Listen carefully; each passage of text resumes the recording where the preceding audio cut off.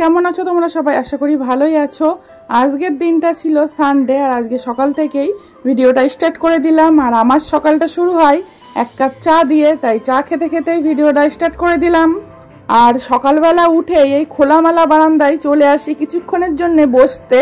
আর এখানে বসলে মনটা কিন্তু খুবই ভালো হয়ে যায়। আর আজকে সাথে করে চা আর দুটো বিস্কুট নিয়ে চলে এসেছি। হাজব্যান্ড অনেক সকালে উঠে চলে গেছিল বাজারে, আর বাজার থেকে এখন চলেও এসেছে। আর কি কি নিয়ে এসেছে সেটাই তোমাদের সাথে শেয়ার করব। আসলে এক হাতে ক্যামেরা ধরে ভিডিও করছিলাম, তাই প্যাকেটগুলো এক হাত দিয়ে খুলতে পারছিলাম না। ফোনটা রেখে প্যাকেটগুলো খুলে নিয়েছিলাম। সানডে মানেই কিন্তু একটু ভালো কিছু খাওয়া, তার জন্য আমার হাজব্যান্ড বাজার থেকে নিয়ে এসেছিল মটন। পুরো সপ্তাহটাই কিন্তু আমি সানডের জন্য ওয়েট করে থাকি। সানডে হলেই কিন্তু একটু ঘোরা, একটু ভালো কিছু খাওয়া, সাথে অনেক এনজয়। মাংসটা কিন্তু আমি ঢেলে নিয়েছি, দেখতেই পাচ্ছ কত সুন্দর দিয়েছে মাংসটা। আমাদের কিন্তু একটা দোকান থেকেই মাংসটা নেওয়া হয়, তার জন্য অনেক ভালো মাংস দেয় উনি। সাথে আরও অনেক বাজার এনেছে, সেগুলোও তোমাদের সাথে শেয়ার করব। আসলে আমার হাজব্যান্ড তো রেগুলার বাজারে যাওয়ার টাইম একদমই পায় না। বুধবার আর রবিবার এই 2 দিনই বাজার করা হয় আমাদের। 2-3 দিনকার বাজার একবারে করে নিয়ে আসে।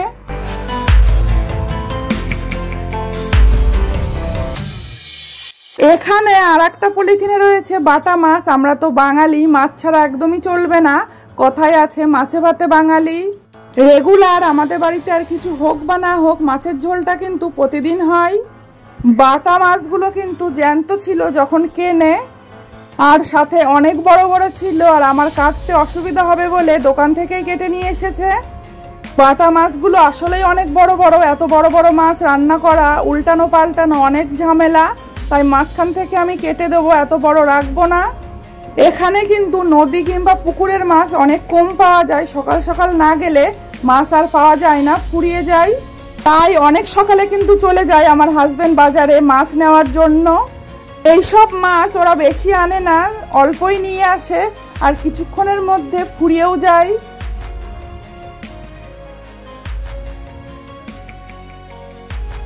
বাটা মাছগুলো কিন্তু অনেক বড় বড় ছিল, ঠিকভাবে বোঝা যাচ্ছে না ফোনের মধ্যে। এই সাইজের বাটা মাছটা কিন্তু সহজে পাওয়া যায় না, আজকে পাওয়া গেছে, তাই অনেকটাই নিয়ে এসেছে। আর সাথে তো রয়েছে মটন। আজকে রান্না করব মটন, আর মাছটা রেখে দেবো ফ্রিজে। মাছটা আজকে রান্না করব না। মাছটা কিন্তু আমি মাঝখান থেকে কেটে নিয়েছি। কেটে ভালো করে ধুয়ে লবণ হলুদ মাখিয়ে জল ঝরিয়ে তারপরে দেখো কোটোই করে তুলে রেখে দিচ্ছি ফ্রিজে। মাছগুলো 2 জায়গায় রেখে দিচ্ছি, কারণ একদিনে এতগুলো মাছ খাওয়া যাবে না। অনেকগুলো মাছ ছিল এখানে। আর আমার হাজবেন্ড তো দুপুরবেলা খায় না, অন্য দিনগুলোতে আমরা দুপুরবেলা খাবো শুধু, আর আমার হাজবেন্ড রাতের বেলা খাবে। ভালোভাবে 2 দিন হয়ে যাবে আমাদের। আমি কিন্তু মাছগুলো লবণ হলুদ মাখিয়ে ফ্রিজে রেখে দিই, এতে কিন্তু মাছের টেস্ট কিন্তু ভালো থাকে। তোমরা যারা মাছ মাংস ফ্রিজে রাখো তারা এরকম করে একবার রেখে দেখো, টেস্ট কিন্তু অনেকটা ভালো থাকে। আর বারবার মাছ ধুলে, একবার বাজার থেকে নিয়ে আসার সময় ধুয়ে ফ্রিজে তুলবো, আবার বের করে আবার ধুয়ে রান্না করব, তখন কিন্তু টেস্টটা অনেকটা নষ্ট হয়ে যায়। এরপরে আমি যখন রান্না করব ডাইরেক্ট ফ্রিজ থেকে বের করে একটু নর্মাল করেই রান্না করে ফেলবো, আর ধোয়াধুয়ি করব না। আর এখানে দেখো সবজি বাজারে কি কি এনেছে সেটাও তোমাদের সাথে একটু শেয়ার করে নিচ্ছি। আজকে যখন আমার হাজব্যান্ড বাজারে যায় তখন আমাকে বলেছিল আজকে ফ্রাইড রাইস করতে, কিন্তু রবিবারের দিন এমনিতেই লেট করে উঠি, তারপরে বাজার টাজার গোছাতে গোছাতে অনেক বেলা হয়ে গেছিলো, তাই ফ্রাইড রাইস আর করা হয়নি। কিন্তু আমি রাতে করেছিলাম, সেটা আর ভিডিওতে নেওয়াও হয়নি। প্রথমে তো দেখিয়ে দিলাম, এনেছে গাজর আর ক্যাপসিকাম, আর তার সাথে এনেছে শসা, যেটা ছাড়া গরম চলেই না। আর এনেছে আমাদের 3 জনের জন্য 3টে ডাব।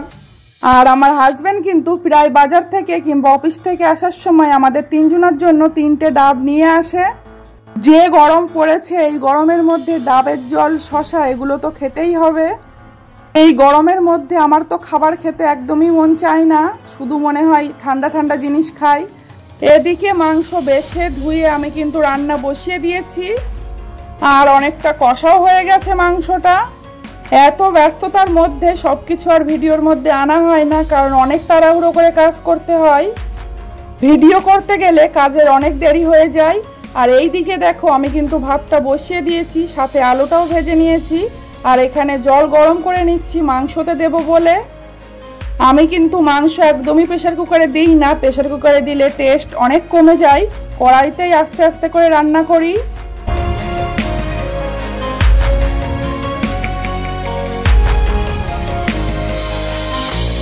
একদম শেষের দিকে রান্না, মাংস কিন্তু আমার প্রায় হয়ে গেছে। আর আজকে কিন্তু বেশি কিছু রান্না করিনি, শুধু মাংস আর ভাতটাই রান্না করলাম। মাংস হলে আমাদের বাড়িতে আর কিছু রান্না করা লাগে না। আর এখানে আমার ফেভারিট একটা জিনিস রান্না করছি, চাটনি। অনেক দিন ধরে চাটনি খেতে মন চাচ্ছিল, কিন্তু কিছুতেই হয়ে উঠছিল না, কিন্তু আজকে বসিয়েই দিয়েছি চাটনিটা। আসলে আমাদের বাড়িতে আমার হাজবেন্ড একদমই চাটনি খেতে ভালোবাসে না, তার জন্য আর বানানো হয় না। রান্না বান্না আমার পুরোপুরি কমপ্লিট। আর মাংসটা দেখো কত সুন্দর হয়েছে, আর কালারটাও কিন্তু অনেক সুন্দর এসেছে। আমি কিন্তু লঙ্কার গুঁড়ো ইউজ করি না, তাও কালারটা অনেক সুন্দর এসেছে। আর আমার হাজবেন্ড কিন্তু এদিকে খেতে বসে গেছিল, কারণ ও অনেক তাড়াতাড়ি খেয়ে নেয় ভাত। ও অনেক টাইম মেনটেন করে খায়, আমি একদমই খাই না টাইম মেনটেন করে, যখন খিদে লাগে তখন খেয়ে নিই। আর এখানে দেখো আমার ফেভারিট চাটনিটা কত সুন্দর হয়েছে দেখতে। আর এর ভেতরে কাজু কিশমিশ আর খেজুর দিয়েছিলাম, সেগুলো আর দেখানো হয়নি। আর তেঁতুলও দিয়েছিলাম কয়েকটা। চাটনিটা খেতে কিন্তু অসাধারণ হয়েছিল, আমার এখনো ভয়েস দিতে গিয়ে মুখে জল চলে আসছে। চাটনিটা এতটাই ভালো হয়েছিল খেতে, আমি 2 দিনেই খেয়ে নিয়েছি সব চাটনিটা। এর মধ্যে থেকে আমার হাজবেন্ড কিন্তু একটা ফোঁটাও খায়নি। আর এখন হচ্ছে সন্ধেবেলা, দেখো আইসক্রিম নিয়ে বসেছি, আইসক্রিম খাবো বলে। এই গরমের মধ্যে আইসক্রিম না খেলে তো হয়ই না। আর আমার ফেভারিট আইসক্রিম আমুলের বাটারস্কচ। আমার কিন্তু চকলেট আইসক্রিমের থেকে কিংবা অন্য কোনো আইসক্রিমের থেকে বাটারস্কচটা বেশি ভালো লাগে। তোমাদের কোনটা ভালো লাগে অবশ্যই জানিও। এখন কটা বাজে কারোর কোনো আইডিয়া আছে? এখন হচ্ছে মাঝরাত, আর আমরা মাঝরাতে বেরিয়ে পড়েছি লং ড্রাইভে। আজকে পুরো দিন কোথাও যাওয়া হয়নি আমার, তাই মনটা অনেক খারাপ লাগছিল। পুরো সপ্তাহ ঘরের মধ্যেই বন্দি হয়ে থাকি, একটা দিন যদি সপ্তাহে বাইরে না বেরোতে পারি আমার কিন্তু খুবই খারাপ লাগে। তাই একটু হলেও আমাকে ঘোরাতে নিয়ে যেতে হবে, না হলে একদমই ভালো লাগে না। তাই আমার হাজবেন্ড আমাকে একটু ঘুরিয়ে নিয়ে আসছিল। কোথাও যাইনি, জাস্ট রাস্তা দিয়ে একটু ঘুরেই চলে এসেছিলাম।